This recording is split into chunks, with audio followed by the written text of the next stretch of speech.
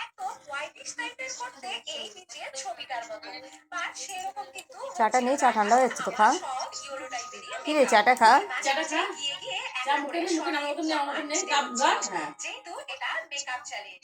মুখ সাদা হয়ে যাওয়ার পর এবার ভূতের মেকআপ করার পালা। এই জন্য আমি চোখগুলো একদম ভূতের মতো লাল রঙের বানিয়েছিলাম। ছবিটাতে আমি যেরকম দেখেছিলাম তার থেকে একটু ডিফারেন্ট মেকআপই কিন্তু করেছি, কারণ ঠোঁটটা না করলে না অতটা ভালো লাগছিল না।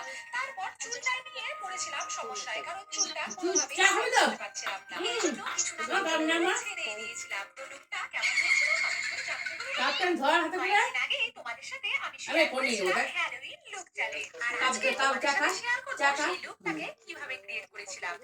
হ্যালো গাইস, আমি চা খাচ্ছি বল। দেখতে মনে হয় ততটাও কিন্তু নয়। তো প্রথমে আমি চেয়েছিলাম ভূত সাজার জন্য মুখটাকে একদম হোয়াইটিশ টাইপের করতে এই নিচের ছবিটার মতো।